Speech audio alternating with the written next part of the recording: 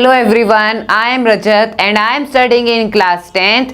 So friends, इस video में हम मनी एंड क्रेडिट इस चैप्टर के most important question plus the previous year question practice करेंगे। और फ्रेंड्स, मैंने इस चैप्टर का डिटेल्ड वीडियो बना रखा है जिसमें मैंने इस चैप्टर में जितने भी टॉपिक्स हैं उन सभी टॉपिक्स को अच्छे से एक्सप्लेन किया है। सो अगर आपको इस चैप्टर को समझना है अच्छे से तो आप मेरा ये वीडियो देख सकते हैं। और फ्रेंड्स, इस वीडियो में हम जितने भी क्वेश्चंस को डिस्कस करेंगे इन सभी क्वेश्चंस की पीडीएफ का लिंक आपको डिस्क्रिप्शन बॉक्स में गिवन है, सो वहां से आप इन्हें एक्सेस कर सकते हैं।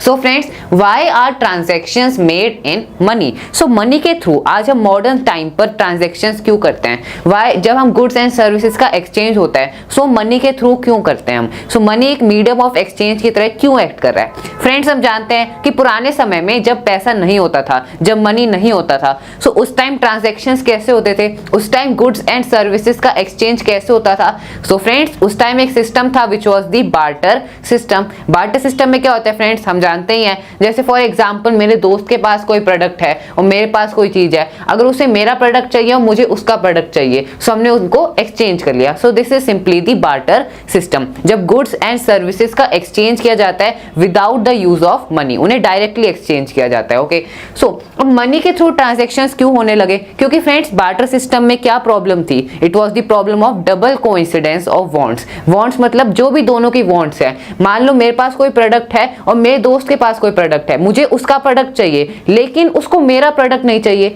सो यहाँ पे क्या एक्सचेंज पॉसिबल है? नहीं पॉसिबल है। और यही प्रॉब्लम है बार्टर सिस्टम की, और इस प्रॉब्लम को सॉल्व करता है मनी। और इसी रीजन से मनी के थ्रू ट्रांजैक्शंस किए जाते हैं आज मॉडर्न टाइम में। ओके, सो इसका आंसर होगा a person holding money can easily exchange it for any commodity और सर्विस दैट ही और शी माइट वांट। सो अगर किसी भी पर्सन के पास मनी है, पैसा है, सो वो उस पैसे से कोई भी दूसरा आइटम या फिर सर्विस ले सकता है, परचेज कर सकता है। ओके, यही यहाँ पे एडवांटेज है मनी का। क्योंकि बार्टर सिस्टम में क्या होता है, अगर आपको कोई भी आइटम चाहिए तो सबसे पहले आपको वो पर्सन ढूंढना होगा जिसके पास वो आइटम है, और आपके पास जो आइटम है उसकी उसे रिक्वायरमेंट भी होनी चाहिए। सो यही प्रॉब्लम है बार्टर सिस्टम की, जो यहाँ पे मनी सॉल्व कर देता है। Okay, so friends, next question is what is double coincidence of wants? अभी हमने डिस्कस किया कि बार्टर सिस्टम का ही दूसरा नाम है double coincidence of wants. So barter system successful कब होता है? जब वांट्स का डबल कोइंसिडेंस होता है। जैसे फॉर एग्जांपल, मेरे को जो प्रोडक्ट चाहिए वो मेरे दोस्त के पास है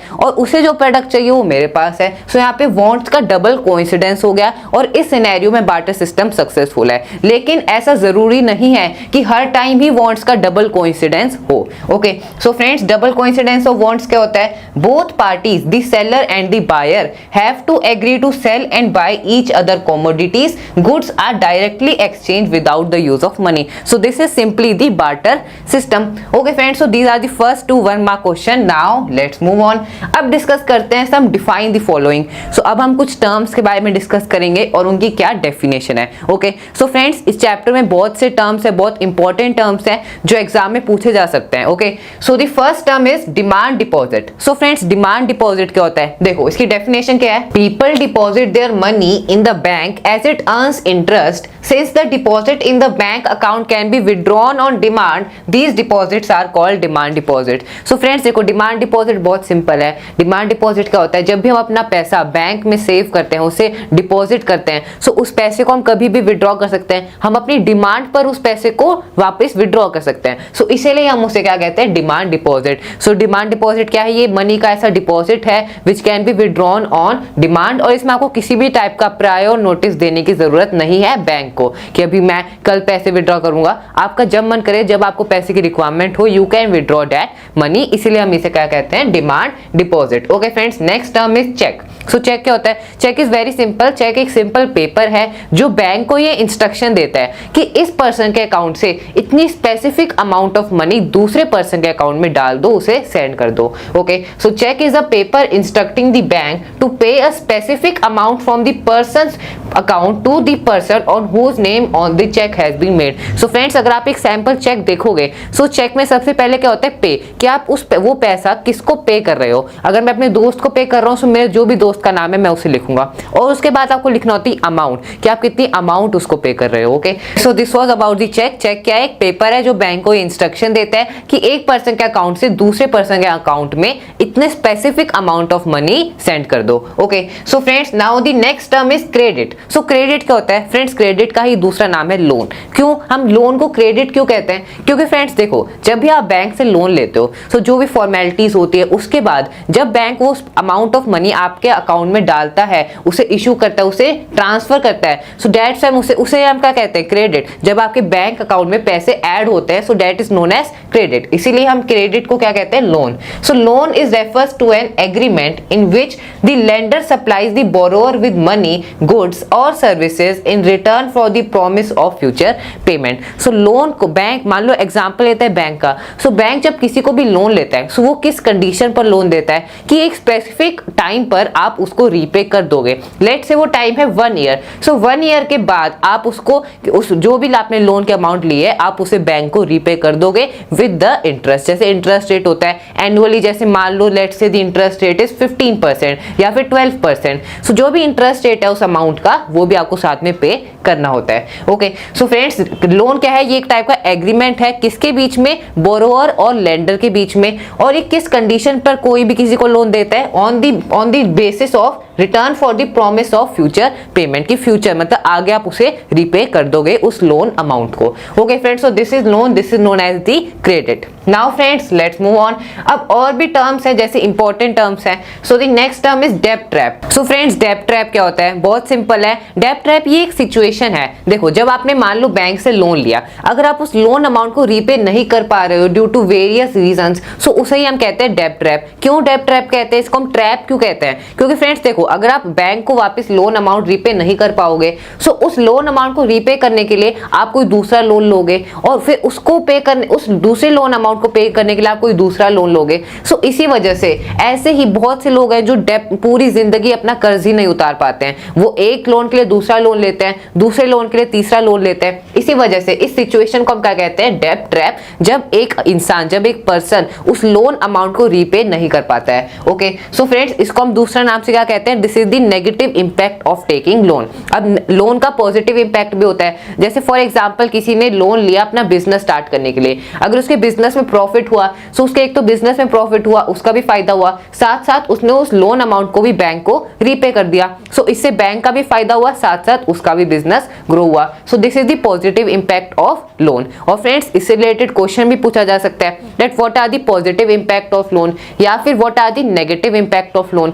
सो नेगेटिव इंपैक्ट ऑफ लोन में ही क्या आता है, डेब्ट ट्रैप। ओके, जब एक पर्सन उस लोन अमाउंट को रीपे नहीं कर पाता है, सो वो इस सिचुएशन में फंस जाता है, विच इज द डेब्ट trap. Okay, so friends, the next term is collateral. So collateral क्या होता है फ्रेंड्स, देखो जब भी आप बैंक से, जैसे स्पेसिफिकली बात करें तो फॉर्मल सेक्टर में जब आप लोन लेने जाते हो, बैंक में जब आप लोन लेने जाते हो, सो बैंक को एक टाइप की गारंटी की रिक्वायरमेंट होती है कि क्या आप उस लोन अमाउंट को रीपे कर पाओगे या नहीं कर पाओगे। देखो, अगर मान लो कोई पर्सन है, वो लोन लेने गया, अगर उसके पास कोई स्टेबल सोर्स ऑफ सैलरी नहीं है, उसकी कोई सैलरी नहीं है, या फिर उसकी कोई प्रॉपर्टी नहीं है, उसका घर नहीं है, उसके पास जमीन नहीं है, सो क्या बैंक उसे लोन देगा? क्योंकि बैंक को क्या लगेगा कि इसके पास कोई प्रॉपर्टी नहीं है। अगर ये बाय चांस उस लोन अमाउंट को रीपे नहीं कर पाया, वापस नहीं दे पाया, सो क्या बैंक फिर उस लोन अमाउंट को कैसे रिकवर करेगा? क्योंकि उसके पास कोई है ही नहीं, कुछ प्रॉपर्टी भी नहीं है, कोई कोलेट्रल ही नहीं है, उसके पास कोई एसेट नहीं है। सो कोलेट्रल क्या होता है friends? Collateral is an asset that the borrower owns such as land, building, vehicle, livestock, deposit with the bank and uses this as a guarantee to the lender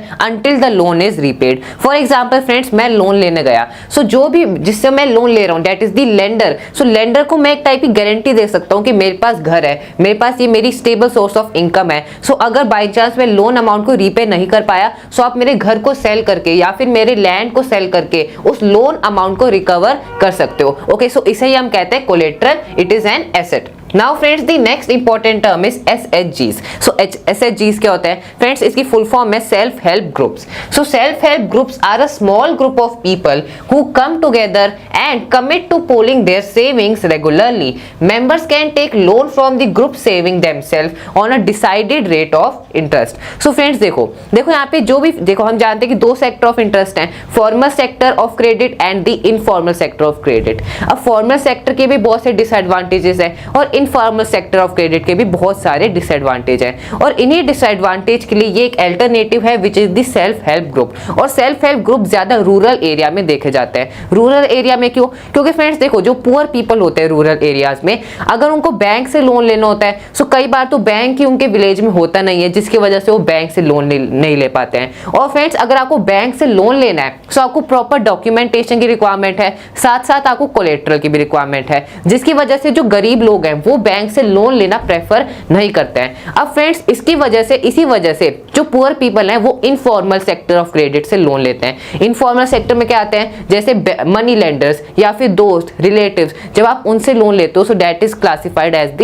informal sector of credit. अब friends informal sector के क्या क्या disadvantages है? क्योंकि देखो जो भी rate of interest है वो फिक्स नहीं होता है. मतलब मान लो किसी मनी लेंडर ने, अगर आप बैंक से लोन लेते हो तो आपको रेट ऑफ इंटरेस्ट है लेट्स से 15%. अगर आप वही लोन उसी अमाउंट ऑफ लोन को किसी मनी लेंडर से लेते हो which is the informal sector, so वहां पर रेट ऑफ इंटरेस्ट 30% तक जा सकता है, 40%. सो इसी वजह से हाई रेट ऑफ इंटरेस्ट, जिसकी वजह से जो पुअर पीपल है वो उस लोन अमाउंट को रीपे ही नहीं कर पाते हैं. ओके, वो डेब्ट ट्रैप में फंस जाते हैं. ओके, सो इसी प्रॉब्लम को सॉल्व करते हैं self help group. Self help group में क्या होता है फ्रेंड्स? ये स्मॉल ग्रुप होता है लोगों का जो अपनी सेविंग्स को पूल करते हैं. मतलब वो अपनी सेविंग्स को बैंक अकाउंट में डिपॉजिट करते हैं, उसे सेव करते हैं, और उन सेविंग्स को कहाँ यूज करते हैं? कोई नीडी पीपल है जिसे लोन की रिक्वायरमेंट है, गरीब है, सो उसे वो लोन देते हैं at a reasonable rate of interest. So self help group के यही एडवांटेज है कि यहाँ पे लोग अपनी जो भी सेविंग्स हैं उन्हें सेव करते हैं और नीडी पीपल को लोन देते हैं at a reasonable rate of interest, ताकि बैंक से लोन लेने में जो भी प्रॉब्लम्स आती हैं जैसे डॉक्यूमेंटेशन, कोलेट्रल, जो कि सेल्फ हेल्प ग्रुप में रिक्वायरमेंट नहीं है, सो यही प्रॉब्लम को सॉल्व कर देते हैं self help groups. Okay, now friends these are some important terms, और ऐसे ही टर्म्स हमसे एग्जाम में पूछे जा सकते हैं. So these are very important terms you should keep in mind. Okay, now friends let's move on. अब डिस्कस करते हैं about the next 1 mark question. So the next 1 mark question is how do the deposit with banks become their source of income. So friends देखो जो भी लोग पैसा अपना deposit करते हैं बैंक्स में, सो वो पैसा, वो मनी बैंक के लिए कैसे एक सोर्स ऑफ इनकम बन जाता है, ये हमें एक्सप्लेन करना है. फ्रेंड्स देखो ये एक बहुत बड़ा प्रोसेस है और ये अभी 1 मार्क क्वेश्चन है, सो इसे हम 3 लाइन में एक्सप्लेन कर रहे हैं. लेकिन फ्रेंड्स इसी क्वेश्चन को 5 मार्क्स में भी पूछा जा सकता है. सो अगर आपने ये प्रोसेस समझ लिया सो आप अपने खुद के वर्ड्स में, ओन वर्ड्स में इस आंसर को फ्रेम कर सकते हो. ओके, सो समझते हैं फ्रेंड्स. देखो banks charge higher rate of interest on loans then what they offer on deposit. So देखो एग्जांपल लेते हैं, मैंने 100 रुपीज बैंक में डिपॉजिट करे, सो बैंक मुझे कम रेट ऑफ इंटरेस्ट चार्ज करेगा. देखो जब भी कोई पर्सन डिपॉजिट करता है मनी, हमने चैप्टर में भी डिस्कस किया था कि बैंक उसे इंटरेस्ट देता है. लेट्स से बैंक ने 5% इंटरेस्ट दिया. अब फ्रेंड्स जो पैसा डिपॉजिट करा है मैंने बैंक में, उस पैसे से फिर बैंक दूसरे पर्सन को लोन देता है. The bank extend loan to other person. और फ्रेंड्स ये जो लोन होता है इस पर friends bank high rate of interest लगाता है. मतलब अगर किसी ने 100 रुपीज का लोन लिया सो बैंक उस पर 20%, 15% तक का हाई रेट ऑफ इंटरेस्ट लगाता है, जबकि जिसने डिपॉजिट करे पैसे बैंक उसे सिर्फ 5%, 3%, 4% इंटरेस्ट देता है. सो यही डिफरेंस है, जो डिफरेंस है 10% का, ये डिफरेंस ही क्या है बैंक के लिए मेन सोर्स है इनकम का.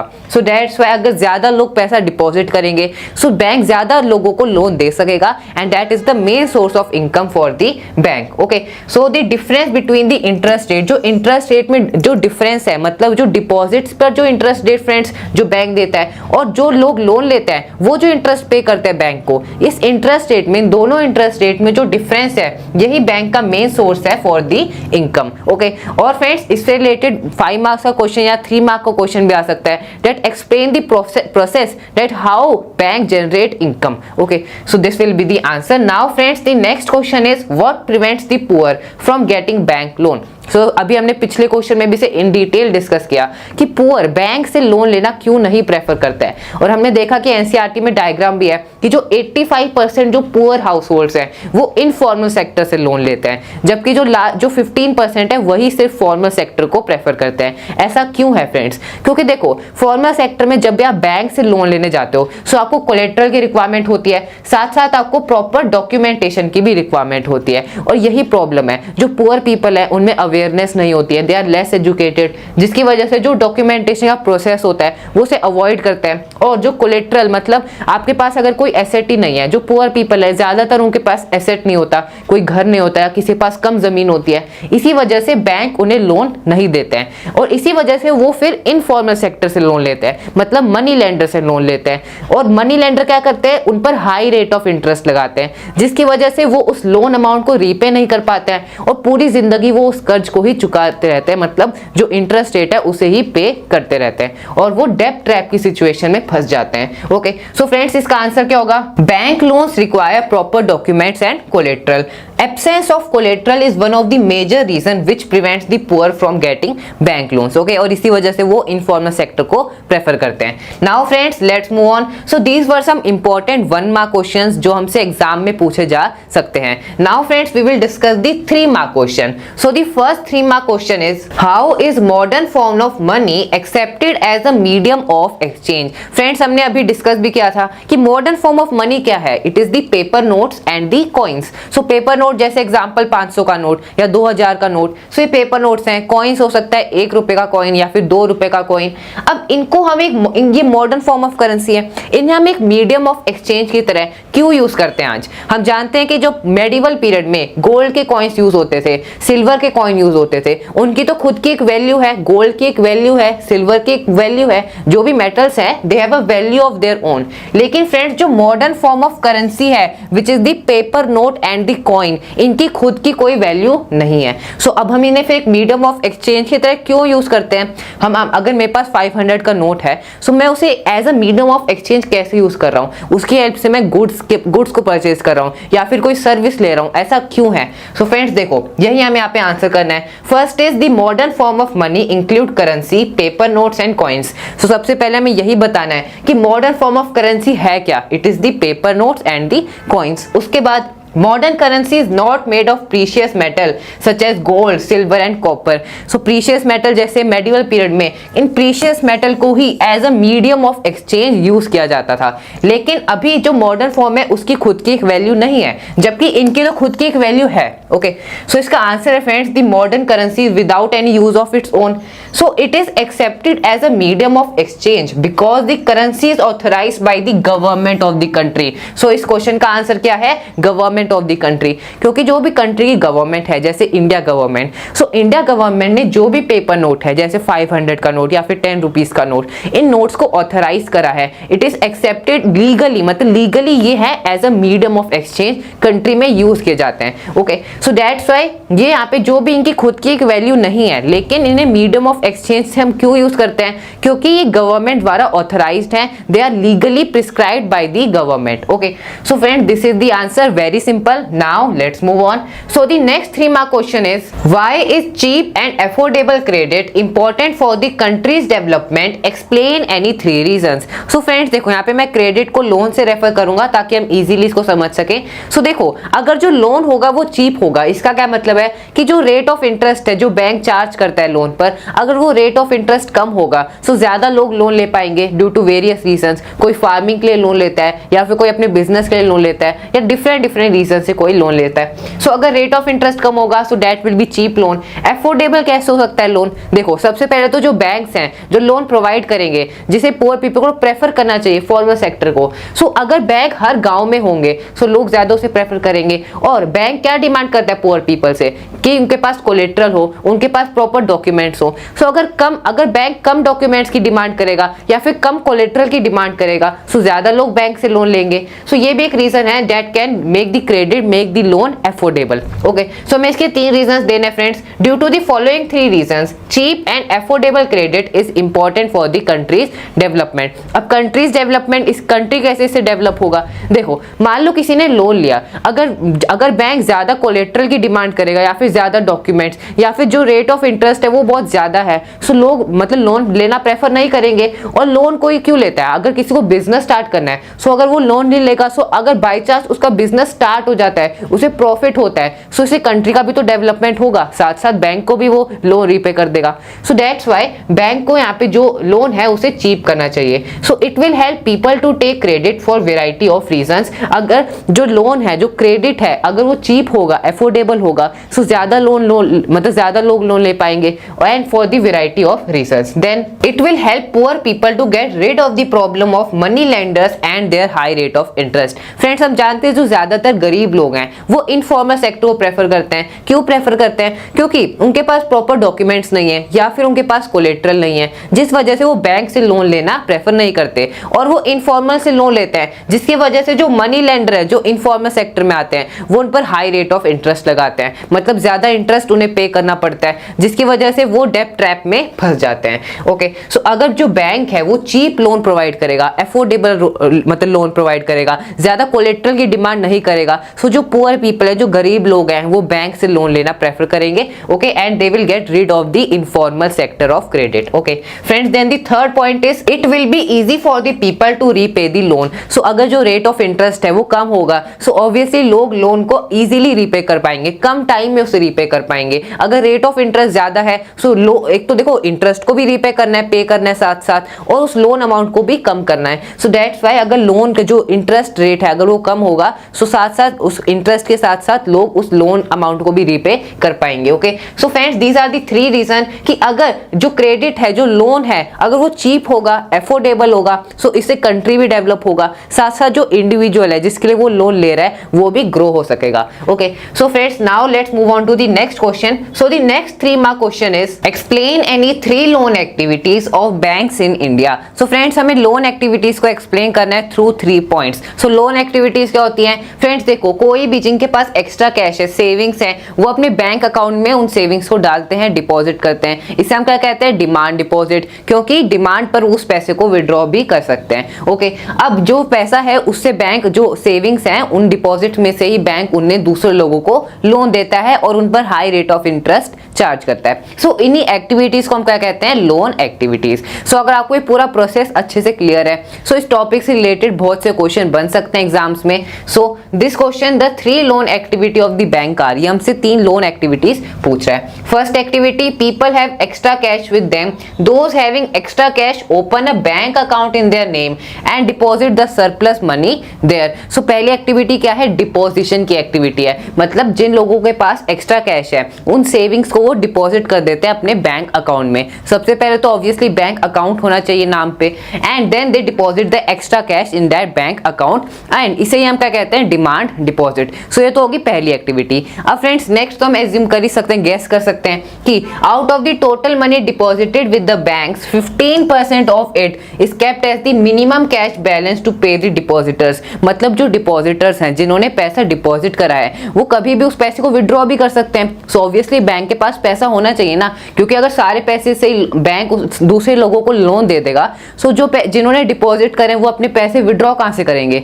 सो दैट्स व्हाई जो भी टोटल मनी है, लेट्स से 1 लाख रुपीस अगर डिपॉजिटेड है, सो उसमें से 15,000 रुपीस बैंक ऐसे मतलब सेव रखता है, जो इसे हम क्या कहते हैं? This is the minimum cash balance. और इसी कैश बैलेंस से वो दूसरे डिपॉजिटर्स को पैसे देता है थ्रू कैश. ओके, और बाकी जो पैसा है उससे बैंक लोन एक्सटेंड करता है दूसरे लोगों को. Okay, to the depositor who might come to withdraw money from the bank on any given day. Okay, then the third activity is rest of the amount is used to extend loan to the borrowers. Obviously जो बाकी जो पैसा है, मतलब जो surplus money, जो यहाँ पे मिनिमम कैश बैलेंस है, उस 15% में से जो बाकी 85% पैसा है उससे बैंक दूसरे लोगों को लोन एक्सटेंड करता है. ओके, और उन पर फिर हाई रेट ऑफ इंटरेस्ट लगाता है, और जो इंटरेस्ट में जो डिफरेंस है उसी से बैंक की इनकम होती है. That is the main source of income. So friends देख सकते हैं कि आप इस टॉपिक से रिलेटेड कितने डिफरेंट टाइप ऑफ क्वेश्चन बन सकते हैं. ओके, सो फ्रेंड्स ये क्वेश्चन पूछा गया था in the CBSE exam, CBSE board exams of 2017. So this is a very important question. Now friends, let's move on to the next question. So the next 3 mark question is describe the utility of check. So friends, check के बारे में तो हम discuss कर ही चुके हैं। Check भी बहुत अच्छा मीन्स ऑफ ट्रांसफर है। चेक क्या होता है फ्रेंड्स? देखो, चेक बेसिकली एक पेपर है जो बैंक को ये इंस्ट्रक्शन देता है कि एक पर्सन के अकाउंट से इतना specific amount of money from the holder account, मतलब मान लो मैं अपने दोस्त को, मतलब मान लो मेरे को 20,000 रुपीज देने हैं। सो मैंने चेक पर मेरे दोस्त का नाम लिखा। सो अकाउंट होल्डर कौन हूं? मैं हूं। और the person in whose name the cheque has been issued, मतलब मैं चेक पर जिसका नाम लिखूंगा that is the name on which the cheque is been issued. Okay, so मैंने अपने अकाउंट से अपने दोस्त के अकाउंट में 20,000 रुपीज डाल दिए, ट्रांसफर कर दिए। ओके, सो चेक क्या है? ये सिंपल एक पेपर है जो बैंक को ये इंस्ट्रक्शन देता है। Okay friends, so demand deposit are accepted as a means of payment because the depositor get the facility of cheque against it. So देखो फ्रेंड्स, डिमांड डिपॉजिट क्या होता है? जो भी आपके बैंक अकाउंट में पैसे डिपॉजिटेड हैं वो है डिमांड डिपॉजिट। सो डिमांड डिपॉजिट को एक means of transfer, means of payment के थ्रू क्यों एक्सेप्ट किया जाता है? क्योंकि देखो, आपके बैंक अकाउंट में जो भी पैसा है उसके थ्रू आप ट्रांजैक्शंस कैसे कर सकते हो? सो दी फैसिलिटी इज चेक। चेक ये फैसिलिटी उन्हीं को मिलती है जिनके बैंक अकाउंट में मनी है, they have a account in their bank. Okay, so देखो चेक में क्या होता है? बेसिकली आपका जो अकाउंट नंबर है वो चेक पर लिखा होता है। सो मेरे को अगर अपने दोस्त को पैसे देने, लेट्स से 20,000 रुपीज देना है, सो मैं अपने दोस्त का नाम लिखूंगा, नीचे अमाउंट लिखूंगा 20,000 रुपीज और मैं अपने साइन करूंगा। और फिर जब वो चेक मेरा दोस्त बैंक लेके जाएगा, सो बैंक उसे वेरीफाई करेगा, मेरे सिग्नेचर को वेरीफाई करेगा कि क्या रजत ने ही ये चेक बनाया है, और उसके बाद वो मेरे अकाउंट से उन पैसों को मेरे दोस्त के अकाउंट में ट्रांसफर कर देगा, और ऑब्वियसली फिर वो मेरे बैंक अकाउंट से वो पैसे डेबिट हो जाएंगे। Okay, so that's why check क्या है? ये फैसिलिटी मिलती है उन डिपॉजिटर्स को जिनके बैंक में पैसे हैं, they have deposited money in their bank account which is used to settle the transactions without the use of money. So friends, आप देख ही सकते हैं कि उस चेक के थ्रू जब आप पेमेंट करते हो तो उसमें कोई डायरेक्ट इन्वॉल्वमेंट नहीं है मनी की। क्यों? क्योंकि आपने बाय हैंड किसी को कैश नहीं दिया, आप एक अकाउंट से दूसरे अकाउंट में मनी ट्रांसफर हो गया without the use of cash. Okay, so friend, this is the utility of check. पहली यहाँ पे यूटिलिटी क्या है? कि ये सेफ है, ये मतलब कन्वीनियंट है, यहाँ पे किसी भी टाइप का चोरी का डर नहीं है, और ये बहुत फास्ट भी है। Okay, so this is the utility of check. And यहाँ पे सबसे पहला पॉइंट तो यही था कि चेक होता क्या है। Okay, so friends, now let's move on to the next question. So the next 3 mark question is the credit activities of the informal sector should be discouraged, support this statement with arguments. So friends, जैसा कि हम बहुत बार discuss कर ही चुके हैं कि जो ज्यादातर जो गरीब लोग हैं, 85% जो पुअर हाउस होल्ड्स हैं, वो इनफॉर्मल सेक्टर को प्रेफर करते हैं। क्यों प्रेफर करते हैं? क्योंकि उनके पास डॉक्यूमेंटेशन नहीं है, उनके पास कोलेटरल नहीं है दिखाने के लिए बैंक को, जिसकी वजह से वो इनफॉर्मल सेक्टर से लोन लेते हैं और उन्हें हाई रेट ऑफ इंटरेस्ट पे करना पड़ता है मनी लेंडर्स को। ओके, और मनी लेंडर्स क्या होते हैं? वो बहुत सी बैड प्रैक्टिसेस भी अपनाते हैं अगर आप लोन को रीपे नहीं कर पाते हो, जबकि बैंक में जो रेट ऑफ इंटरेस्ट है वो फिक्स्ड है, किसी भी टाइप की बैड प्रैक्टिसेस नहीं अपनाई जाती हैं, और जो भी रूल्स हैं वो सब फिक्स्ड हैं, और जो मतलब जो रेट ऑफ इंटरेस्ट है वो भी बहुत रीजनेबल है as compare to the informal sector of credit. So यहाँ पे हमें कुछ आर्गुमेंट्स देने in the regard of this statement. Okay, so it is true to say that the credit activities, मतलब जो लोन एक्टिविटीज हैं of the informal sector should be discouraged. It is due to the following reason. First, they charge high rate of interest in comparison to that of the formal sector, मतलब वो high rate of interest charge करते हैं जो informal sector में है। Let's say अगर bank charge कर रहा है 15%, सो वही इनफॉर्मल सेक्टर से अगर आप लोन लोगे सो दे विल चार्ज 30%, 25% या फिर इवन 40%। सो इसी वजह से there is high rate of interest. Then there are no boundaries and restrictions. जैसे हम जानते हैं बैंक में, बैंक सारे बैंक्स को कौन सुपरवाइज करता है? RBI, the reserve Bank of India, जबकि जो इनफॉर्मल सेक्टर है उसे कोई भी सुपरवाइज नहीं करता है, मतलब जो मन करा जो इंटरेस्ट का रेट लगाना है वो लगा सकते हैं। Okay, that's why there are no boundaries, there are no restrictions. Okay, and higher cost of borrowing means a larger part of the earning of the borrower is used to repay the loan. So obviously अगर high rate of interest होगा, so जो borrower है अगर वो गरीब है, सो उसकी जो भी इनकम है वो सारी इनकम इंटरेस्ट पे करने में ही लग जाएगी, वो उस लोन को कभी रीपे ही नहीं कर पाएगा और वो डेब्ट ट्रैप जैसी सिचुएशन में फंस जाएगा। Okay, This could lead to increasing debt and debt trap, obviously. Okay, so friends, these are the points. So these are the statements that support that the credit activity of the informal sector should be discouraged. Okay, so friends, अगर आपने इसे practically समझ लिया अगर इस question को कि informal sector में क्या होता है, हम जानते हैं कि इंडिया में कितने गरीब लोग हैं जो इनफॉर्मल सेक्टर पर डिपेंडेंट हैं, जिसकी वजह से वो कभी भी लोन को रीपे ही नहीं कर पाते हैं. Okay, so that's why formal sector को इंक्रीज करना चाहिए. जो बैंक्स की अवेलेबिलिटी है गाँव में, विलेजेस में, उसे इंक्रीज करना चाहिए. और जो कोलेट्रल है उसको कम डिमांड करनी चाहिए, मतलब कोलेट्रल की.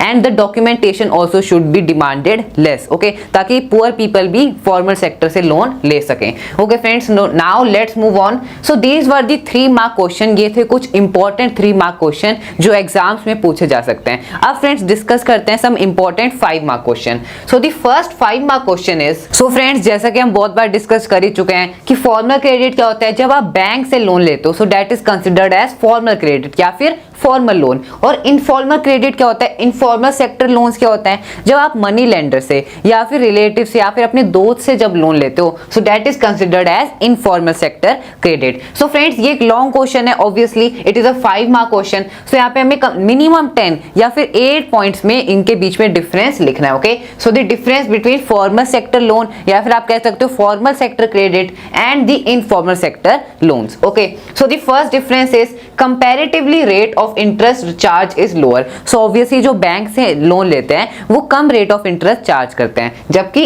जो इनफॉर्मल है higher rate of interest is charge, क्योंकि कोई भी सुपरवाइजिंग बॉडी नहीं है, मन मर्जी का इंटरेस्ट रेट यहाँ पे लगाया जाता है in the informal sector loans. Then the second is collateral is must for getting loan from formal sector. मतलब अगर आपको बैंक से लोन चाहिए, सो कोलेट्रल होना मतलब आपके पास कोई एसेट होना चाहिए जिसको आप एज अ गारंटी बैंक को दिखा सको. सो दैट्स व्हाई कोलेट्रल होना बहुत जरूरी है अगर आपको बैंक से लोन लेना है. जबकि जो इनफॉर्मल सेक्टर है उसमें they are ready to give loan without any collateral to. अगर आपके पास कोलेट्रल नहीं भी है तभी आपको लोन मिल जाएगा इन द इनफॉर्मल सेक्टर लोन. और इसी रीजन से ज्यादातर जो गरीब लोग हैं वो इनफॉर्मल सेक्टर से लोन लेना प्रेफर करते हैं, क्योंकि बैंक से वो लोन ले नहीं पाते क्योंकि उनके पास कोलेट्रल नहीं है. Okay, then RBI supervises them. Formal sector को आरबीआई जो रिजर्व बैंक ऑफ इंडिया है, ये एक टॉप बॉडी है जो सारे बैंक्स को सुपरवाइज करती है, उनकी फंक्शनिंग को सुपरवाइज करती है. जबकि इनफॉर्मल सेक्टर में there is no organisation to supervise them.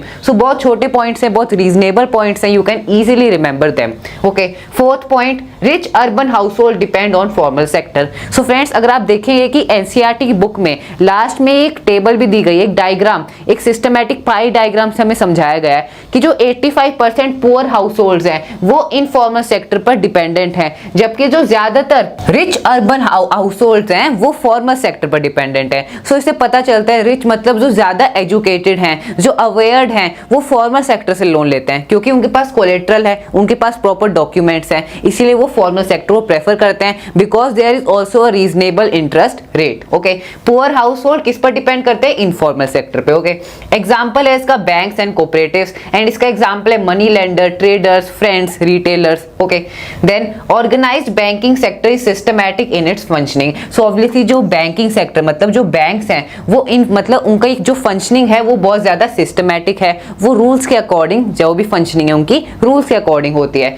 जबकि जो इनफॉर्मल सेक्टर है वो अनऑर्गेनाइज्ड सेक्टर है. It is not so systematic and often indulge in malpractices to exploit the customers. मतलब मान लो आपको कहे कि 1 महीने में आपको लोन को रीपे करना है, सो अगर आप रीपे नहीं कर पाओगे सो कुछ भी हो सकता है, क्योंकि कोई बॉडी उन्हें सुपरवाइज तो कर नहीं रही है इनफॉर्मल सेक्टर को. सो दैट्स व्हाई यहाँ पे बहुत सी गंदी प्रैक्टिसेस, माल प्रैक्टिसेस अपनाई जाती हैं जो कस्टमर्स है, मतलब जिन्होंने लोन लिया है मनी लेंडर से. Okay, that's why organised financial intermediates maintain proper books of account. Their book of account are regularly audited, their functioning is more transparent. So obviously in सभी पॉइंट्स हमें क्या पता चल रहा है कि जो बैंकिंग सेक्टर है वो सिस्टमैटिक है. जो भी अकाउंट नेम है, जिनका भी अकाउंट है बैंक में, उनको सबका नाम लिखा हुआ है in the proper book of accounts. जबकि जो इनफॉर्मल सेक्टर है वो अनऑर्गेनाइज्ड है।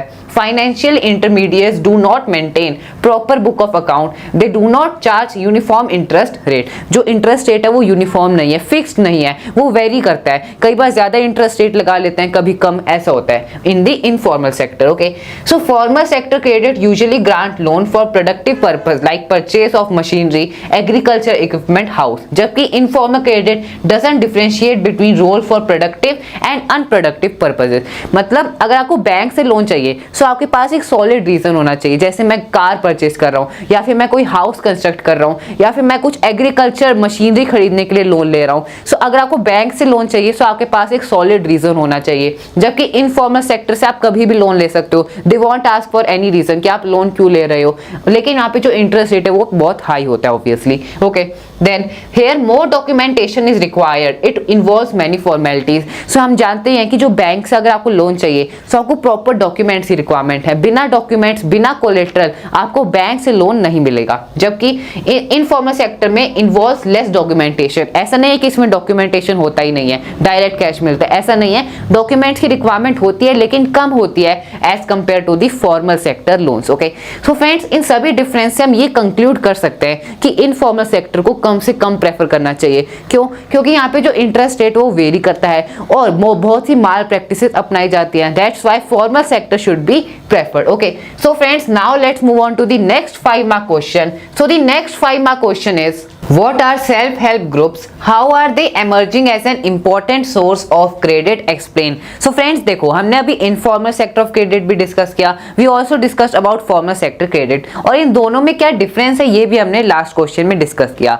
अब फ्रेंड्स ये एक सेक्टर, ये एक थर्ड सेक्टर ऑफ क्रेडिट आप कह सकते हो, which is the self help groups. So self help groups में क्या होता है फ्रेंड्स? सेल्फ हेल्प ग्रुप होता क्या है? ये ग्रुप होता है 15 से 20 पुअर विलेजर्स का, specially woman who regularly pool money. मतलब देखो 15 से 20 मेंबर होते हैं जो उनकी जो भी सेविंग्स होती हैं उन्हें वो पूल करते हैं, उन्हें वो सेव करते हैं, और जो नीडी पीपल होते हैं जिन्हें लोन की रिक्वायरमेंट होती है वो उन्हें लोन देते हैं at a reasonable rate of interest, and also किसी भी टाइप का कोलेट्रल की वो डिमांड नहीं करते, ना ही वो किसी टाइप की डॉक्यूमेंटेशन की डिमांड करते हैं। ओके, सो यही है सेल्फ हेल्प ग्रुप का सबसे बड़ा एडवांटेज। ओके, सो देखो फर्स्ट पॉइंट क्या है? They charge less interest on the loans then what the money lenders charge. Obviously जो सेल्फ हेल्प ग्रुप्स हैं वो कम लेस इंटरेस्ट चार्ज करते हैं जो मनी लेंडर चार्ज करते हैं। मनी लेंडर बहुत high rate of interest charge करते हैं, और जो सेल्फ हेल्प ग्रुप है वो कम low rate of interest charge करते हैं जो भी लोन ले रहा है। Okay, all the decisions regarding savings and loans are taken by the member of the group.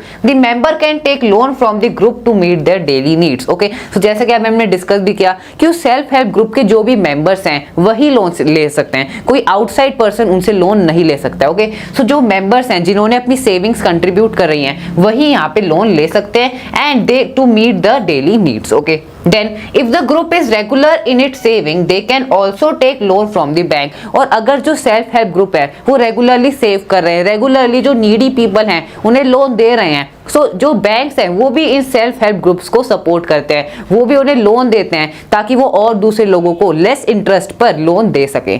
Okay, so this is also advantage of self help group. Then fourth point is they help borrowers to overcome the problem of collateral. Friends हम जानते हैं जो गरीब लोग हैं, जो poor people हैं, collateral की एक बहुत बड़ी प्रॉब्लम है क्योंकि उनके पास कोलेटरल नहीं है बैंक को शो करने के लिए एज अ गारंटी, जबकि जो सेल्फ हेल्प ग्रुप है वो किसी भी टाइप की कोलेटरल की या फिर डॉक्यूमेंटेशन की डिमांड नहीं करते हैं। Okay, that's why this is the biggest advantage of self help groups. And friends these are some points related to these points show the importance of self help groups. Okay, और कैसे ये एक important source of credit की तरह उभर रहे हैं, विच is the self help groups. Okay, so friends this was about this question. और सेल्फ हेल्प ग्रुप से रिलेटेड 1 मार्क में या फिर 3 मार्क में भी क्वेश्चन आ सकता है। सो अगर 1 मार्क में आएगा तो हम इसकी सिंपल ये डेफिनेशन लिख देंगे कि सेल्फ हेल्प ग्रुप्स होते क्या है। Okay, so friends now let's move on to the next 5 mark question. So the next 5 mark question is how do banks play an important role in the economy of India? Explain. So friends banks जो India की economy है उसमें banks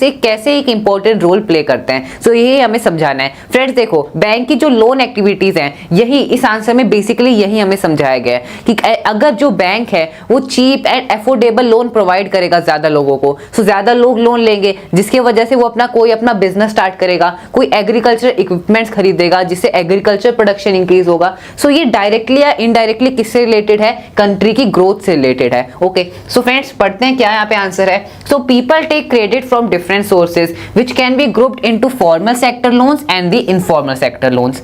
formal sector में क्या आता है, formal sector credit include banks and cooperatives obviously, they charge less interest of rate in comparison to the informal sector. ये हम बहुत बार डिस्कस कर चुके हैं कि फॉर्मल सेक्टर में लेस रेट ऑफ इंटरेस्ट वो चार्ज करते हैं जो भी लोन ले रहे हैं, अगर हम इसे कंपेयर करें इनफॉर्मल सेक्टर से। Then thus the cost of borrowing is less due to the low cost of borrowing, the borrowers have to repay less and they will have more saving which will cause the individual economic development and ultimately will lead to the country's development। so friends देखो, अगर जो bank है वो cheap loan देगा, मतलब less interest पर अगर loan देगा, सो जो भी जिन्होंने लोन लिया है वो उसको इजीली रीपे कर पाएंगे, क्योंकि अगर इंटरेस्ट रेट ज्यादा होगा सो उनकी जितनी भी इनकम है वो सारे वो इंटरेस्ट मतलब पे करने में ही चली जाएगी, जिसकी वजह से जो लोन अमाउंट है वो उसे रीपे नहीं कर पाएंगे। Okay, so that's why this will lead to the country's economic development, क्योंकि अगर ज्यादा लोग लोन लेंगे और उस लोन को रीपे भी कर पाएंगे सो इससे कंट्री की इकोनॉमिक डेवलपमेंट होगी।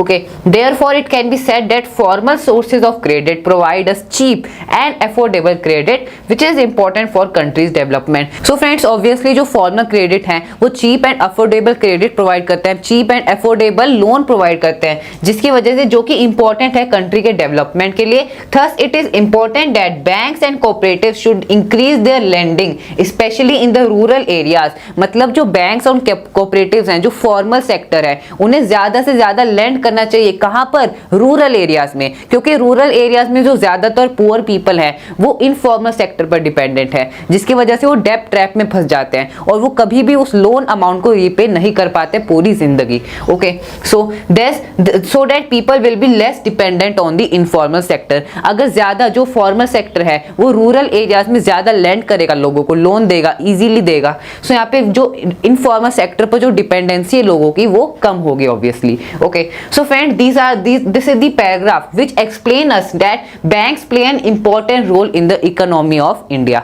Okay friends, so now from this question we came to an end to our session, जिसमें हमने मनी एंड क्रेडिट इस चैप्टर के most important question and the most important previous year question practice करे। सो अगर आपको किसी भी क्वेश्चन में कोई भी डाउट है सो मुझे कमेंट बॉक्स में जरूर बताना। And friends at the last मैं आप सभी को बहुत थैंक यू बोलना चाहता हूं, क्योंकि आप सभी हमें इतना सपोर्ट कर रहे हैं and we are very grateful for that. आप हमें ऐसे ही सपोर्ट करते रहे, हम आपके लिए ऐसे ही अच्छे वीडियोस बनाते रहेंगे। So friends that's all for this video. I will be coming back with the next chapter of economics which is globalisation and the Indian economy. So till then that's it, thank you so much.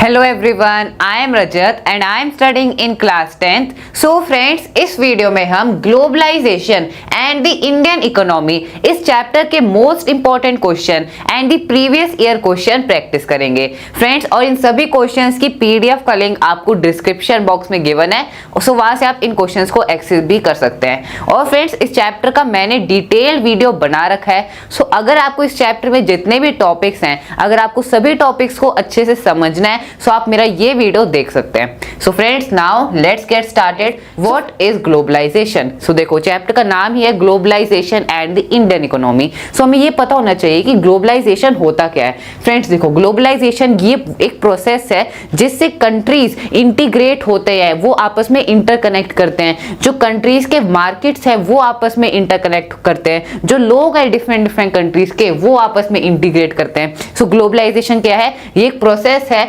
Globalisation is the process of rapid integration और interconnection between the countries, या फिर country में जो भी market है उनके rapid integration और interconnection को हम क्या कहते हैं? इस प्रोसेस को हम कहते हैं globalisation. Okay, so friends then how are MNCs able to gain greater profit? Friends सबसे पहले तो एमएनसीज क्या होती हैं ये मैं चैप्टर में भी डिस्कस कर ही चुका है, बहुत अच्छे से हमने समझा। सो एमएनसीज होती है मल्टीनेशनल कॉर्पोरेशन। और एमएनसी, अब क्वेश्चन में हमसे पूछा है कि एमएनसी कैसे ग्रेटर प्रॉफिट बना पाती पाती हैं, मतलब कैसे वो ज्यादा प्रॉफिट अर्न कर पाती है। एक नॉर्मल कंपनी और एक एमएनसी में क्या फर्क होता है फ्रेंड्स? देखो, दोनों ही कंपनी का मोटिव क्या है? ज्यादा से ज्यादा profit banana.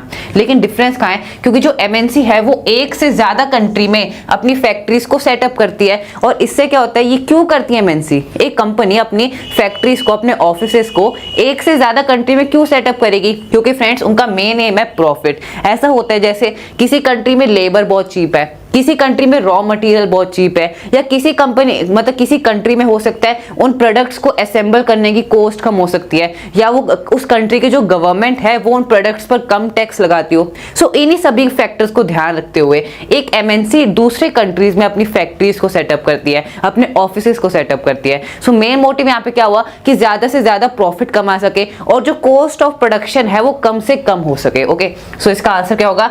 MNC setup offices and factories for production in regions where they can get cheap labor। so labor भी फ्रेंड्स ये एक फैक्टर है। मान लो इंडिया में जो लेबर है वो बहुत चीप है, सो एक यूएस बेस्ड एमएनसी ने इंडिया में अपनी एक फैक्ट्री खोल दी। सो इससे उसका क्या फायदा हुआ कि लेबर बहुत चीप है, सो ऑब्वियसली उस एमएनसी का प्रॉफिट होगा। Okay, then and other resources, this is done so that the cost of production is low and the MNCs can earn greater profit. Okay, so friends this was about this question. Now let's move forward. So अब discuss करते हैं some define the following. So कुछ important terms हैं और ये बहुत important terms हैं क्योंकि ये हमसे डायरेक्ट एग्जाम्स में पूछे जा सकते हैं। Okay, so the first important term is MNCs. So friends MNC के बारे में तो हम जानते हैं, एमएनसी की फुल फॉर्म क्या है? Multinational corporation. और एमएनसीज क्या होती हैं? एमएनसीज ऐसी कंपनी होती हैं जो एक से ज्यादा कंट्री में फैक्ट्रीज या ऑफिसेज को ओन करती हैं। वो एक से ज्यादा कंट्री में उनकी फैक्ट्रीज होती है, उनके ऑफिसेज होते हैं और वो उन्हें कंट्रोल करती है। ओके, सो एमएनसी क्या है? It is a company that owns और control production in more than one country. अब फ्रेंड्स सवाल ये भी है जो भी हमने डिस्कस भी किया कि एमएनसी ज्यादा प्रॉफिट कैसे कमाती है? How they earn greater profit? इसी वजह से क्योंकि वो एक से ज्यादा कंट्री में अपनी फैक्ट्रीज को सेटअप करती हैं। क्यों करती हैं? ताकि प्रॉफिट मैक्सिमाइज हो सके, जो कॉस्ट ऑफ प्रोडक्शन है वो कम से कम हो सके।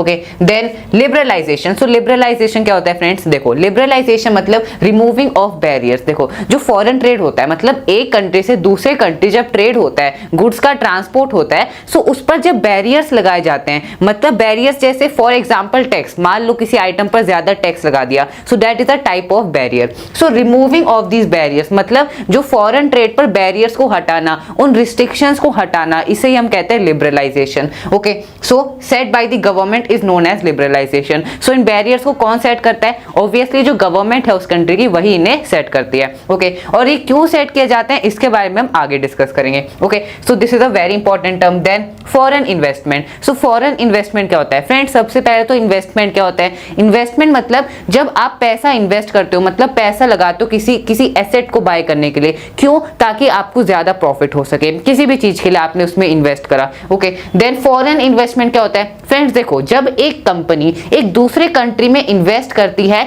जैसे इन्वेस्ट करने का एग्जांपल मान लो उसने कोई फैक्ट्री सेटअप करी, फैक्ट्री सेटअप होगी तो वहां पर लैंड खरीदना होगा, मशीन्स खरीदनी होगी, लेबर को परचेज करना होगा। सो इन सभी के लिए ऑब्वियसली पैसे की रिक्वायरमेंट है। सो इसे ही हम कहते हैं फॉरेन इन्वेस्टमेंट। जब एक company when the money is invested by MNC into company belonging to other country, मतलब दूसरे कंट्री में, so this is known as foreign investment. Okay, so very simple, foreign investment क्या होता है? जब दूसरे कंट्री में कोई एमएनसी पैसा इन्वेस्ट करती है। क्यों इन्वेस्ट करती है? ताकि प्रॉफिट मैक्सिमाइज हो सके। Okay, so friends now let's discuss more terms. So the next term is fair globalisation. So fair globalisation क्या होता है फ्रेंड्स? देखो, ग्लोबलाइजेशन का जो इफेक्ट है किस पर? कंज्यूमर्स पर क्या है? इसका पॉजिटिव इंपैक्ट है, क्योंकि मार्केट में हमें बहुत वाइड वैरायटी ऑफ चॉइस देखने को मिलती है, हमने चैप्टर में भी डिस्कस किया। और इसमें प्रोड्यूसर्स पर इसका पॉजिटिव इंपैक्ट है। प्रोड्यूसर्स मतलब जो उस आइटम को मैन्युफैक्चर करते हैं। लेकिन फ्रेंड्स देखो, यहाँ पर एक ट्विस्ट है, जो छोटे प्रोड्यूसर्स हैं, जो स्मॉल प्रोड्यूसर्स हैं, उस पर इसका नेगेटिव इंपैक्ट है ग्लोबलाइजेशन का।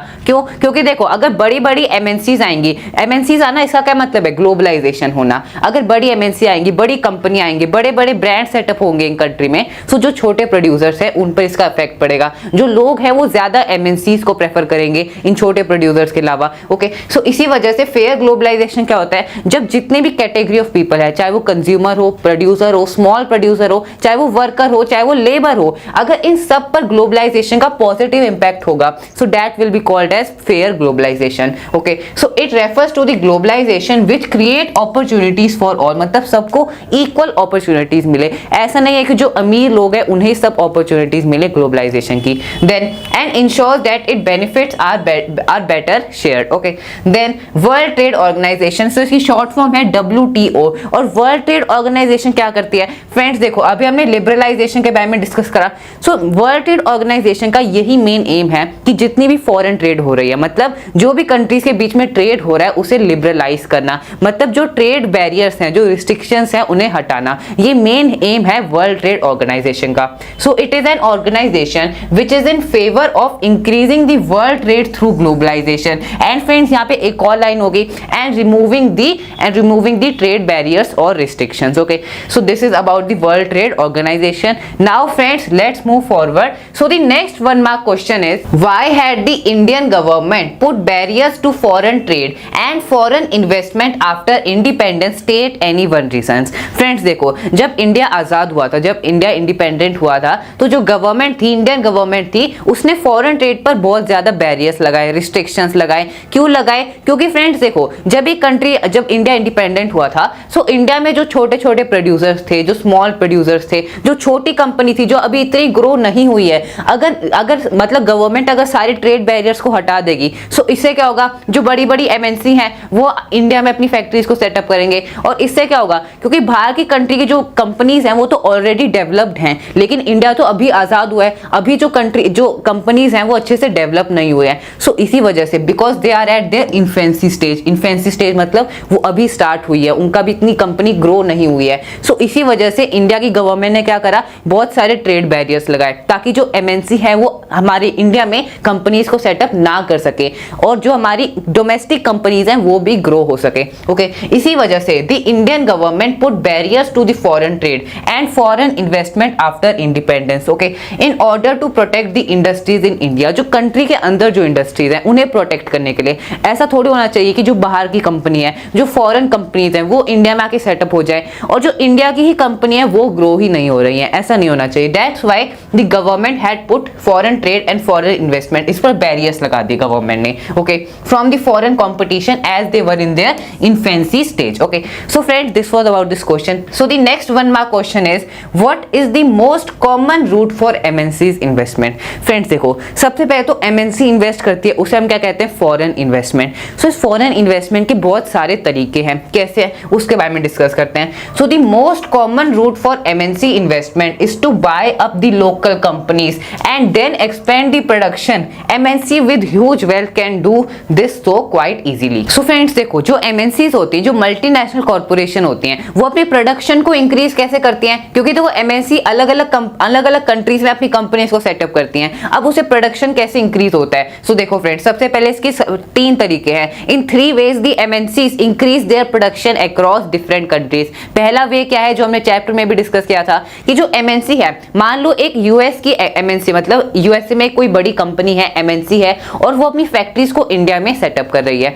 सो इसके पहला वे क्या हो सकता है कि वो MNC इंडिया की किसी लोकल कंपनी के साथ कोलैब कर ले, उसके साथ जॉइंटली कोलैबोरेशन कर ले। क्यों करती है ऐसे? क्योंकि देखो फ्रेंड्स, जब भी कोई एक नई कंपनी एक नए कंट्री में आती है, सो उसे ये नहीं पता होता कि उस कंट्री का मार्केट कैसा है, उस कंट्री में जो लोग रहते हैं उनकी डिमांड क्या है, मार्केट में उस आइटम की कैसी डिमांड है। सो इन्हीं सभी को समझने के लिए, इन सभी से बचने के लिए, क्योंकि अगर कोई नई कंपनी सेटअप होती है, सो उसे मार्केट को समझने में ऑब्वियसली टाइम लगता है। इसी वजह से जो MNC है वो लोकल कंपनीज के साथ जॉइंटली कोलैब कर लेती है, कोलैबोरेशन कर लेती है। और इससे क्या होता है? इससे MNC को ये फायदा होता है कि उसे मार्केट को ज्यादा समझने की मतलब कोशिश नहीं करनी पड़ती है। और जो लोकल कंपनी है उस कंट्री की, उसे क्या फायदा होता है कि जो बड़ी MNC हैं वो उसमें फॉरेन इन्वेस्टमेंट करती है, मतलब उस कंपनी में इन्वेस्ट करती है और उसको नई नई टेक्नोलॉजी देती है, नई मशीन्स देती है। सो ये लोकल कंपनीज का फायदा हो जाता है। Okay, so the most common route क्या है? सबसे कॉमन रूट है कि उन लोकल कंपनीज को वो MNC बाय कर लेती है। पहला वे क्या है कि वो उस लोकल कंपनी के साथ कोलैब कर लेती हैं, और दूसरा वे है कि वो MNC उस कंट्री की लोकल कंपनी को खरीद लेती है, बाय कर लेती है। सो ये सबसे कॉमन वे है। Okay, so the common way is to buy up the local companies and then expand the production. जैसे इसका एग्जांपल हो सकता है कारगिल फूड्स। जो कारगिल फूड्स है ये US बेस्ड एक MNC है, और इसने इंडिया में एक कंपनी है, एक लोकल कंपनी है जिसका नाम है पारक फूड। सो उसे खरीद लिया, उस लोकल कंपनी को, पारक फूड को खरीद लिया। तो ये एग्जाम्पल हो सकता है। Then MNCs with huge wealth can do so quite easily. जो बड़ी बड़ी MNCs हैं, जो बड़ी बड़ी मल्टीनेशनल कॉर्पोरेशन है, उनके पास ऑब्वियसली बहुत ज्यादा पैसा है, they have a lot of capital, और इसी वजह से वो इन छोटी छोटी लोकल कंपनीज को खरीद लेती हैं और अपने प्रोडक्शन को इंक्रीज करती है इन डिफरेंट डिफरेंट कंट्रीज। और फ्रेंड्स इसके बारे में एक डिटेल क्वेश्चन भी आ सकता है, 5 मार्क क्वेश्चन है, जिसके बारे में हम आगे डिस्कस करेंगे, that what are the different different ways in which the MNCs spread their production across different countries. Okay, so now let's move on. So friends, these were some important question जो term 2 exams में हमसे पूछे जा सकते हैं। So ये सबसे most probable questions है। Now friends, let's discuss the 3 mark question. So the first 3 mark question is, how is foreign trade interlinking markets of different countries explained with example? So friends, सबसे पहले तो हम ये question को समझते हैं, क्योंकि अगर हमने क्वेश्चन समझ लिया तो इसका आंसर हम इजीली कर सकते हैं कि फॉरेन ट्रेड मतलब एक कंट्री से दूसरे कंट्री जो ट्रेड होता है, जो गुड्स का ट्रांसपोर्ट होता है, वो कैसे अलग अलग कंट्रीज के मार्केट को लिंक कर रहा है। जैसे इंडिया का मार्केट यूएसए का मार्केट ही कैसे आपस में लिंक्ड है, जो यूएसए के मार्केट में जो आइटम्स हैं वो हमें इंडिया के मार्केट में भी देखने को मिलता है, ऐसा क्यों होता है, कैसे ये अलग अलग मार्केट आपस में इंटरलिंक हो रहे हैं, इसके लिए क्या क्या फैक्टर्स रिस्पॉन्सिबल है। फ्रेंड्स देखो, ये हमसे क्वेश्चन पूछ रहा है और इसका हमें एक एग्जाम्पल भी देना है। अब फ्रेंड्स देखो, ये क्वेश्चन बहुत इंपॉर्टेंट क्वेश्चन है, क्यों? क्योंकि ये क्वेश्चन सीबीएसई द्वारा बहुत बार क्लास 10 बोर्ड एग्जाम्स में पूछा जा चुका है, बहुत बार पूछा जा चुका है। सो this question is very important. अभी ये क्वेश्चन 3 मार्क्स में, ये क्वेश्चन सेम 5 मार्क्स में भी आ सकता है। सो 5 मार्क में हमें क्या डिफरेंट लिखना है वो भी डिस्कस करते हैं। Okay, so the foreign trade means trade with other country, then when we trade with other country then we connect with the market of different country. For example, जैसे मान लो इंडिया ने USA के साथ trade करा या फिर किसी और कंट्री के साथ ट्रेड करा। सो इंडिया ने अपने आइटम्स को यूएसए के मार्केट में भेजा, सो मार्केट में वो आइटम्स आ गए। इसका क्या मतलब है कि एक कंट्री का मार्केट दूसरे कंट्री के मार्केट के साथ इंटरलिंक हो गया। Okay, for example Chinese toys in the Indian market. अब एग्जांपल सिर्फ यहां पे लिखा Chinese toys in the Indian market. अगर ये क्वेश्चन 5 मार्क्स में आता तो आपको इस एग्जांपल को भी एक्सप्लेन करना होगा। जैसे एग्जांपल आप दे सकते हो that for example a Chinese toy is exported to India, और इंडिया क्या करता है, उस टॉय का जो प्राइस होता है वो बहुत कम होता है। सो इससे क्या होगा, जो इंडियन मार्केट में चॉइस बढ़ गई, जो चाइना का जो मार्केट का एक आइटम है विच इज द चाइनीज टॉय, वो इंडिया के मार्केट में भी आ गया। सो इसका क्या मतलब है कि दो कंट्री के मार्केट आपस में इंटरलिंक हो गए। Okay, in this process the goods and services are produced and sold at a global level. There is movement of technology and people between the countries. Okay, it gives opportunity to the local producers to reach beyond the domestic market. Buyers get different choice, price and quality. अब friends इसका क्या मतलब है, देखो जो producers हैं, मतलब जो इंडस्ट्री में जो भी आइटम्स को मैन्युफैक्चर कर रहे हैं, अगर यहाँ पे फॉरेन ट्रेड ना होता तो क्या होता कि जो डोमेस्टिक जो कंट्री में जो मार्केट है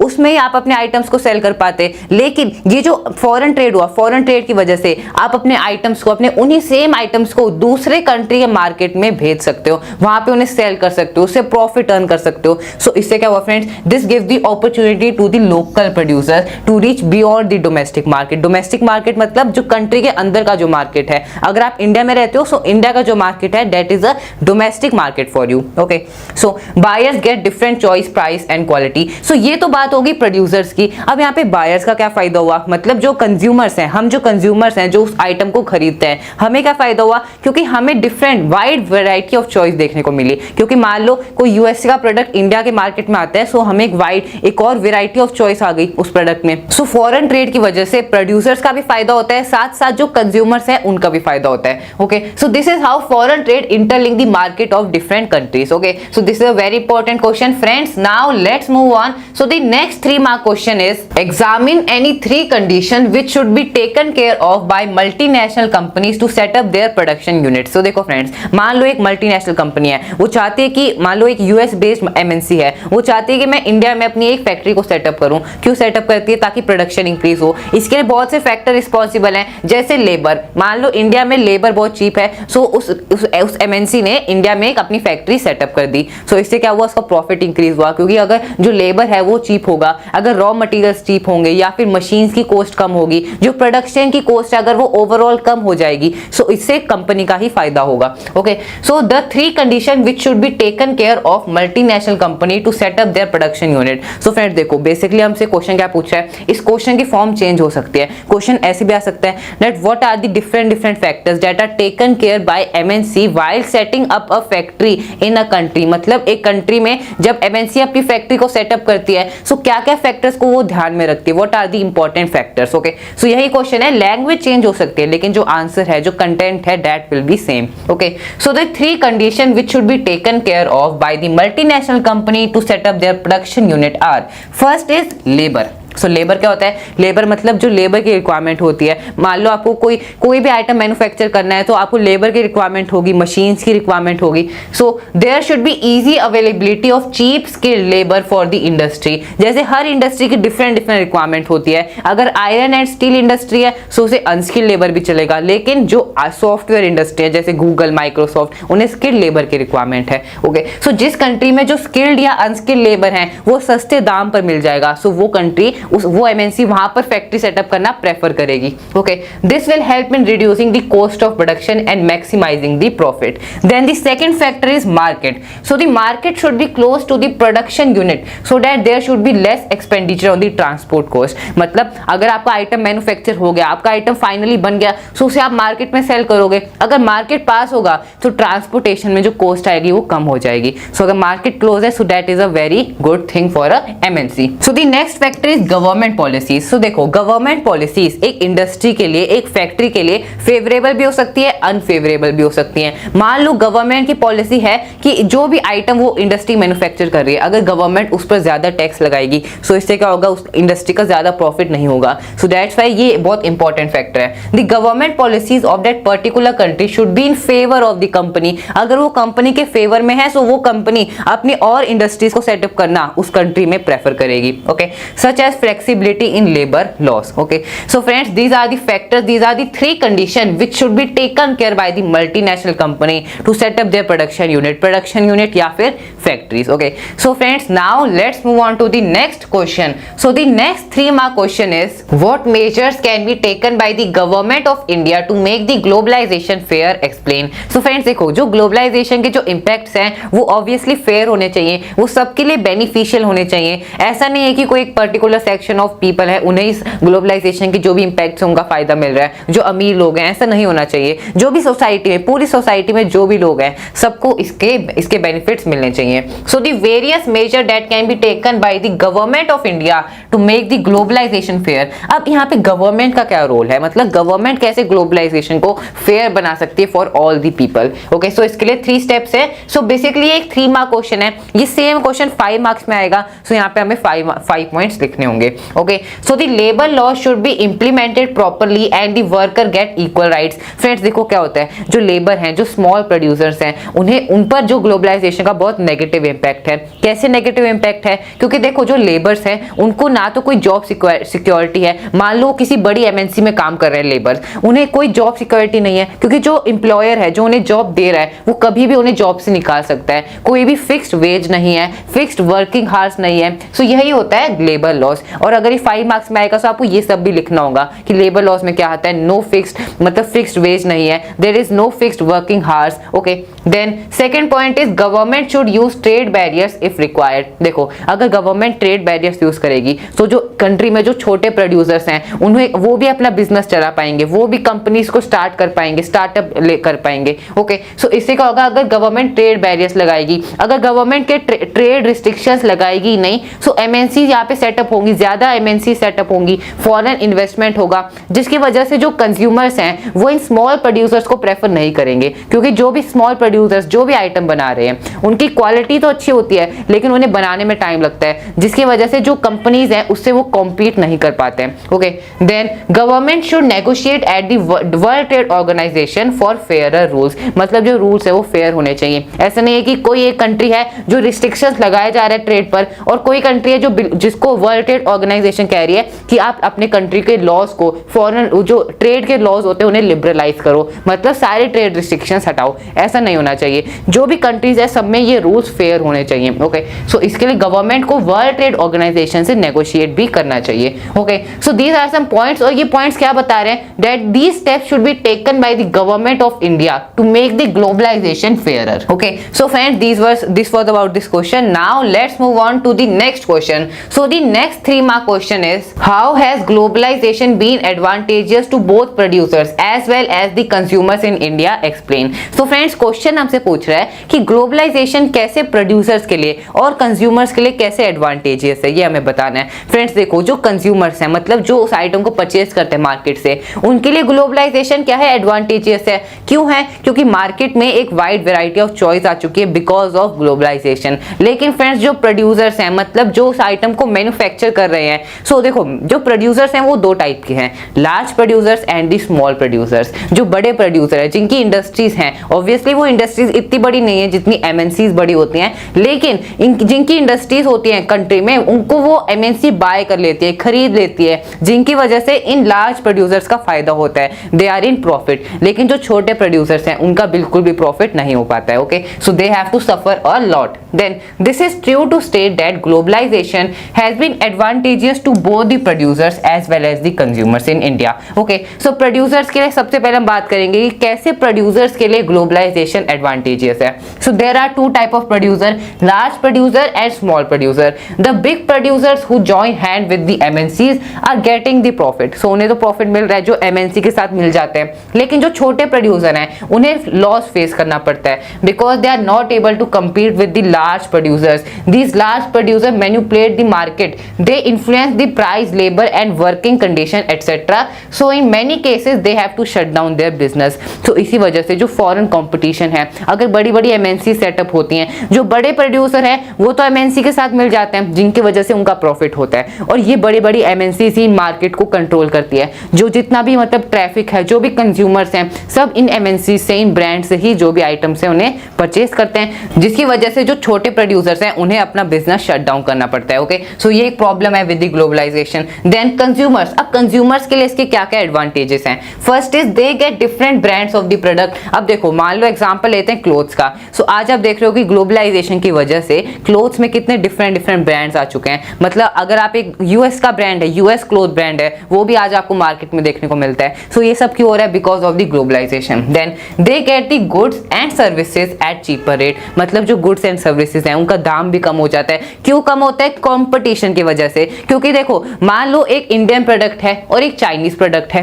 चाइनीज प्रोडक्ट मतलब जो चाइनीज है वो उसे बल्क में मैन्युफैक्चर कर रहे हैं, जिसकी वजह से वो अपने आइटम का दाम कम रखते हैं, प्राइस कम रखते हैं। अगर वो आइटम इंडियन मार्केट में आएगा, सो जो कंज्यूमर्स हैं, हम जो इंडियंस कंज्यूमर हैं, हम किसे प्रेफर करेंगे? वो उस चाइनीज टॉय को जिसका दाम कम है, या फिर उस इंडियन टॉय को जिसका प्राइस ज्यादा है। So you will prefer the Chinese toy, जिसकी वजह से जो इंडियन जो टॉयज है, जो उस इंडियन टॉय को बना रहे हैं, वो उसका प्राइस कम कर देते हैं। सो इससे क्या होता है? कंज्यूमर का ही फायदा होता है कि जो भी गुड्स एंड सर्विसेज हैं वो चीपर रेट पर मिल जाती हैं। Then third advantage is they get better quality products. So जो प्रोडक्ट्स की क्वालिटी है वो भी इंक्रीज होती है, क्योंकि मान लो एक प्रोडक्ट है जिसकी क्वालिटी बहुत अच्छी है और दूसरे प्रोडक्ट की क्वालिटी अच्छी नहीं है। सो जिसने वो अच्छी क्वालिटी वाला नहीं बनाया, अगर उसे कॉम्पिटिशन में रहना है, सो उसे उसकी क्वालिटी इंक्रीज करनी पड़ेगी। ओके, सो ये सभी एडवांटेजेस हैं to the consumer and also we discuss the advantages for the producers. Okay, so friends now let's move on.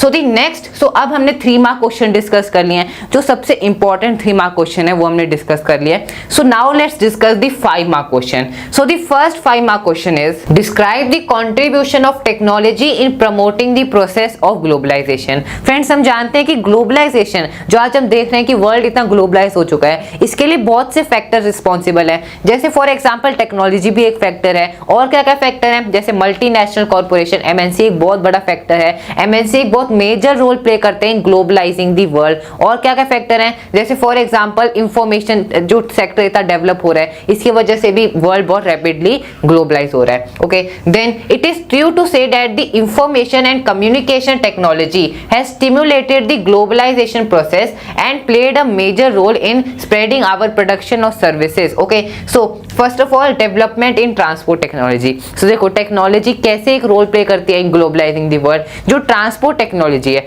मतलब जब गुड्स का ट्रांसपोर्ट होता है तो उनका ट्रेड होता है, सो इसमें भी टेक्नोलॉजी एक बहुत मेजर रोल प्ले करती है। जैसे the world has done tremendous improvement in the field of transportation technology. Now we have different fastest mean of transport. देखो अभी हम देख रहे हैं कि बहुत एरोप्लेन्स हैं। एरोप्लेन्स पहले नहीं होते थे, लेकिन जब ट्रेड होता था शिप्स के थ्रू होता था। आज हम देख रहे हैं कि ट्रेड एरोप्लेन्स के थ्रू होता है, और भी बहुत से डिफरेंट मीन्स ऑफ ट्रांसपोर्ट आ चुके हैं। सो ये सब क्यों हो रहा है? क्योंकि टेक्नोलॉजी इतनी फास्टली डेवलप हो रही है। Then we have different fastest means of transport with the help of which we can reach to different part of the world in less time and can control trade and integrate the market easily. So अगर जो means of transport हैं अगर वो fast होंगे, सो जो market है वो fastly integrate होंगे, इंटरकनेक्ट होंगे। Then the second is development in the ICT, मतलब information and communication technology. So इस सेक्टर में भी बहुत डेवलपमेंट हुई है। So it includes telephones, mobile phones, computer, internet, fax, emails. So देखो टेलीकम्युनिकेशन क्या होता है? आप अपने दोस्त से बात कर रहे हो, so that is a type of telecommunication. और ये किसके थ्रू हो सकता है? ईमेल्स के थ्रू, इंटरनेट के थ्रू आप व्हाट्सएप से कॉल कर सकते हो, या फिर कंप्यूटर्स, मोबाइल फोन्स, टेलीफोन्स। सो ये सब टेलीकम्युनिकेशन है। और फ्रेंड्स जो ट्रेड होता है उसमें भी टेलीकम्युनिकेशन बहुत मेजर रोल प्ले करता है। Okay, so friends now this was about this question, this was a 5 mark question. Now let's move on to the next 5 mark question. So the next 5 mark question is what is liberalisation? Describe any 4 effect of liberalization on the Indian economy. Friends, liberalization क्या होता है? The removing of trade barriers or restrictions from the foreign trade. This is known as liberalization. अब इसके Indian economy पर क्या क्या effect हैं? हम जानते हैं कि जब इंडिया इंडिपेंडेंट हुआ उसके बाद गवर्नमेंट ने बहुत से ट्रेड रिस्ट्रिक्शंस लगाए। क्यों लगाए? ताकि जो इंडिया में जो डोमेस्टिक इंडस्ट्रीज हैं वो भी ग्रो हो सके, जो छोटे प्रोड्यूसर्स हैं इंडिया में वो भी ग्रो हो सके। ओके, सो इसके बारे में डिस्कस करना है। अगर आपने स्टोरी समझ ली so you can easily answer this question. देखो, removing trade barrier set by the government is termed as liberalisation. Then if the country uses the policy of liberalisation then it means that it allows other country to interact. मतलब अगर liberalise करेगी, मतलब जो foreign trade है, अगर एक government जो trade है उसे लिबरलाइज करेगी, इसका क्या मतलब है? कि बैरियर्स को हटाएगी। और अगर बैरियर्स हटेंगे सो बाहर की कंपनी आएंगी कंट्री में और अपनी इंडस्ट्रीज को सेटअप करेंगी। Okay, so which will lead to globalisation. अगर इंडस्ट्री सेटअप होंगी, बाहर से इंडस्ट्री सेटअप होंगी, फॉरेन इन्वेस्टमेंट होगा, so this will lead to the globalisation. The 4 effect of liberalization on the Indian economy are, so these are the 4 effects. First is the MNCs of other countries started coming to India. So जब India ने जो liberalisation policy थी of 1991, so this is also very important point. So उसमें क्या हुआ था कि government ने जितने भी ट्रेड रिस्ट्रिक्शंस हटा दिए थे, जो इंडिपेंडेंस के टाइम लगाए थे वो सब हटा दिए। इससे क्या हुआ कि बड़ी बड़ी MNCs आई और वो हमारे कंट्री में सेटअप हुई। Then the Indian producers got an opportunity to reach beyond the domestic market. जब यहाँ पे लिबरलाइजेशन नहीं हुआ था सो उससे पहले जो प्रोड्यूसर्स थे वो सिर्फ अपने इंडिया में जो डोमेस्टिक प्रोड्यूसर्स थे उनके साथ कॉम्पीट कर रहे थे। लेकिन जब लिबरलाइजेशन पॉलिसी आई उसके बाद फॉरेन जो प्रोड्यूसर्स हैं, जो फॉरेन ट्रेडर्स हैं, उनके साथ उनका कॉम्पिटिशन हुआ। ओके, सो इससे क्या होता है? This gives an opportunity to reach beyond the domestic market. Okay, then the third point is the Indian producers got foreign investment and newer technologies from the MNCs. देखो अब MNCs आई हैं, so MNCs अपना production को कैसे spread करती हैं? वो एक कंट्री की लोकल कंपनी के साथ कोलैब भी कर सकती हैं, या फिर अगर वो MNC बहुत बड़ी है, उसके पास बहुत ज्यादा कैपिटल है, सो वो उस लोकल कंपनी को खरीद लेती हैं। सो इससे वो अपने प्रोडक्शन को इंक्रीज करती है। अगर एक MNC एक लोकल कंपनी को खरीदेगी सो उसे पैसा इन्वेस्ट करना पड़ेगा, so this is known as foreign investment. Okay, so the Indian buyers are getting variety of brands with quality at cheaper rates. So इन तीनों पॉइंट्स में किसकी बात हो रही है? प्रोड्यूसर्स की बात हो रही है, MNCs की बात हो रही है। अब फोर्थ पॉइंट किससे रिलेटेड है? कंज्यूमर से। इससे कंज्यूमर का क्या फायदा हो रहा है कि हमें वाइड वैरायटी ऑफ चॉइस देखने को मिल रही है in the market. Okay, so friends this is how the liberalisation is very beneficial for the Indian economy. Okay, for both the producers as well as the consumers. Friends now let's move on. So the next 5 mark question is, this is the last 5 mark question. So how are multinational corporations spreading their products? Explain with examples. So friends, हमने एक short question भी discuss किया था कि कैसे multinational companies अपने production को spread कर रही हैं अक्रॉस डिफरेंट कंट्रीज। ऐसा नहीं है कि मतलब एक कंट्री में अपनी इंडस्ट्री सेटअप कर दी, ऑब्वियसली उसके साथ कनेक्ट होना पड़ेगा, जो भी प्रोडक्शन एक्टिविटीज है उन्हें कंट्रोल करना होगा। ओके, सो कैसे उस प्रोडक्शन को वो कंट्रोल करती है? The following are the 3 ways in which the multinational corporation are spreading their product in different ways. So friends, हमने डिस्कस डिस्कस भी किया था, जो सबसे कॉमन वे है जिसके थ्रू एमएनसीज अपने प्रोडक्शन को स्प्रेड करती है वो क्या है, this first buying up the local company. मतलब जब एक कंट्री में जब एमएनसी आती है, जब उसमें फैक्ट्री सेटअप करती है, सो क्या करती है एमएनसी कि उस कंट्री में कोई एक लोकल कंपनी है जो पहले से ही सेटल्ड है, मतलब मार्केट में वो पहले से ही सेटल्ड है, उसका ब्रांड एक रेपुटेशन है कंट्री में, सो उसे वो खरीद लेती है। सो उससे क्या होता है कि जो भी ब्रांड रेपुटेशन है, जो भी उसके एसेट्स है उस कंपनी के, वो एमएनसी को चले जाते हैं। ओके, सो इससे उसकी प्रोडक्शन भी इंक्रीज होती है, साथ साथ उस जो छोटी कंपनी उसका भी फायदा होता है। Okay, so this is the most common route for MNC investment and expending production. So इस पे शॉर्ट क्वेश्चन क्या आया था, that what is the most common way through which the MNC spread their production. So उसका answer है buying up the local companies. Okay, so example के तौर पे Cargill foods and American MNC has bought the Indian company name Parakh foods. So जो एक MNC American MNC है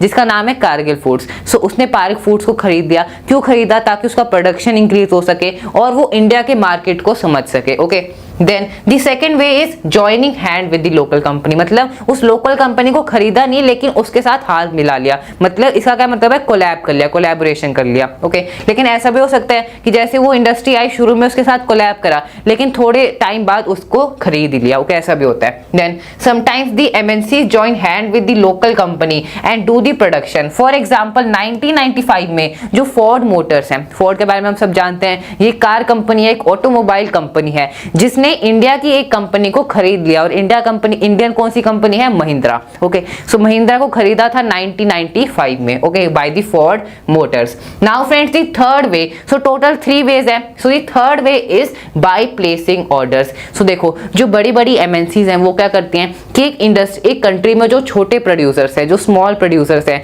देखो एक बड़े प्रोड्यूसर्स होते हैं जिनकी इंडस्ट्रीज होती है, जिन्हें एमएनसीज खरीद लेती हैं या तो उनके साथ कोलैब कर लेती है। अब बचे क्या, छोटे प्रोड्यूसर्स। सो छोटे प्रोड्यूसर्स के साथ क्या करती है एमएनसीज, वो उनको ऑर्डर देती है कि आप इन, मतलब जैसे एग्जांपल के तौर पे sometimes MNCs just placed order with small producers around the world for the production of garment, footwear and sport items. So friends MNCs क्या करती हैं, इन छोटे प्रोड्यूसर्स को अराउंड द ग्लोब, इन छोटे प्रोड्यूसर्स को, स्मॉल प्रोड्यूसर्स को ऑर्डर देती है और उनसे ये आइटम्स मैन्युफैक्चर कराती है। जैसे एग्जांपल दिया गारमेंट इंडस्ट्री का and footwear industry, sport equipment, जो स्पोर्ट आइटम्स है उसका एग्जांपल एनसीईआरटी में भी दिया है। जैसे एक डायग्राम नहीं दिया जिसमें लुधियाना की कुछ वुमेन्स हैं, विलेज वुमेन्स हैं, जो आइटम्स, स्पोर्ट आइटम्स को बना रही हैं for a large MNC. Okay, so ऐसा भी होता है। After that the products are supplied to the MNCs and sold under the brand name. लेकिन जो ब्रांड है, जो स्पोर्ट आइटम है, उस पे ब्रांड नेम किसका होगा, उस एमएनसी का होगा, चाहे उसे बनाया किसी स्मॉल प्रोड्यूसर ने हो। Okay,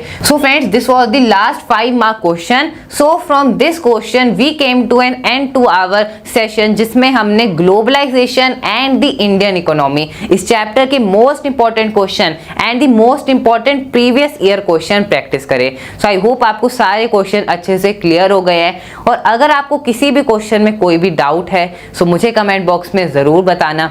and friends at the last मैं आप सभी को थैंक यू बोलना चाहता हूं, क्योंकि आप सभी हमें इतना सपोर्ट कर रहे हैं and we are very grateful for that. आप हमें ऐसे ही सपोर्ट करते रहें और हम आपके लिए ऐसे ही अच्छे वीडियोस लाते रहेंगे। So friends that's all for this video. Thank you so much.